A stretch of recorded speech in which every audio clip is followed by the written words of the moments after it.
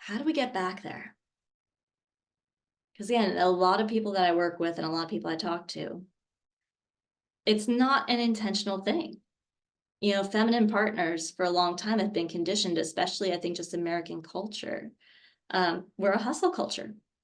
We have to be go, go, go. We have to be doing, we have to be making things happen for ourselves. Again, that whole masculine idea of manifesting, we have to make things happen for ourselves. We can, we can even, a feminine partner or a feminine person can even go to masculine with source.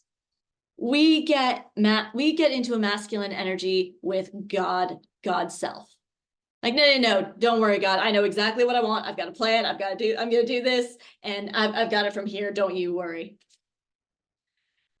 Which leads us to our need to receive. Addressing feminine energy first. The way that you start receiving. And I had to work for years on this because a lot of us do have a problem with receiving. It's weird, right? Like we feel like we're taking. But again, a masculine energy who desires to give gets energy from giving. And if that giving is not received, it dings that little bit of masculine energy. It kind of dings that bid for masculinity. I remember a great story of my mentor. She has this wonderful masculine boyfriend. And it's the best relationship she's ever been in. And she still is in it today, and she loves and cherishes it. But early on, he got her a gift. I can't remember what it was. And immediately, she went out and bought him a backpack that he had been eyeing. And she thought she was doing a wonderful thing. She thought she was giving. She thought she was, reciprocating. And he was grateful for the gift, but he said, babe, that now my gift kind of doesn't really mean anything. And that's when she got it. And that's honestly one of the things that I have to remember regularly is receiving without the immediate need for reciprocity. If you want to kick back into your feminine. Now, if you are naturally a giver, we're going to address that in a sec. But here is a mantra that actually really helped me learn how to receive. And it's a very simple 2-word mantra that's been passed down from master to master. I learned it from one of the elders early on in my journey. So here it is. Thank you. That's it. That's the 2-word mantra to receive. And my mom is going to effing kill me when she finds out that I referred to her as one of the elders. But it's true. It's the easiest way to start receiving is to simply say thank you. I mean, say thank you for everything. If you see a squirrel in a tree that makes you happy, thank you. Thank you to whatever source, whatever being gave me this little bit of joy. If you get a green light in traffic, thank you.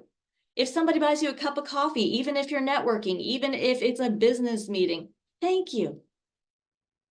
If your partner, if your friend, if your coworker, if your boss, if your relative offers you something, whether it's a hug or a gift or a meal or an experience, thank you. And let me tell you, that is music to a masculine partner's ears. That is music to a masculine friend's ears. That is music to a masculine business partner's ears. Now, the key to this thank you and the key to receiving, again, do not try to immediately reciprocate. Let them give. And as a feminine person, as a feminine dominant person, that was my hardest lesson, was to not immediately want to, even with compliments, receive compliments. That is a really good practice. If somebody says they like your shirt, thank you. Now, if you do happen to genuinely like their hairstyle, or if you do happen to genuinely like the energy that they presented with, go ahead and feel free. But so many of us feel the need to immediately reciprocate a compliment, don't we? We either do that or we do the Southern thing of, oh, you're sweet, which is like a gentle deflection of the compliment, which again takes us out of our feminine. It negates the compliment that they just gave. It denies them the joy of having given the compliment. And it kind of just junks up the beautiful interplay that we could be having. So now, masculine. How do you kick back into your masculine? How do you start getting back into your masculine without having to, give everything you've got, or, just start giving in a codependent kind of way of like, here, I'm a masculine person, so like me. Yeah, because that's not what we're aiming for. There's another magic mantra.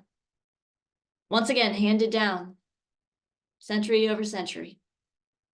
I think you know where I'm going with this, so the joke is probably over before it started, but here's the magic 2-word mantra to kick back into your giver. You're welcome. And I know that one didn't hit the punchline quite as well, but here's the important part of that, you're welcome.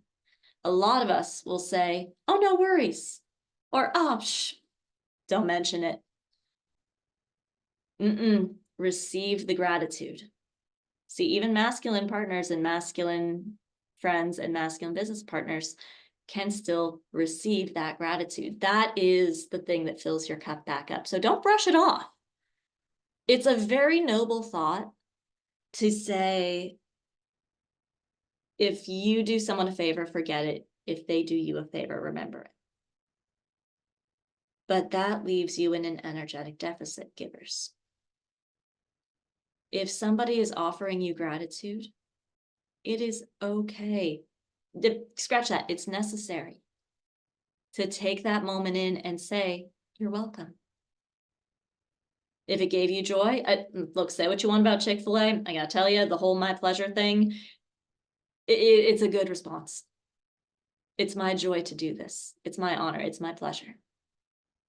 But whatever you do, don't mention it. Don't say it was nothing, because it wasn't nothing. That was you expressing your desire to give. And their acknowledgement of it is what pours back into you.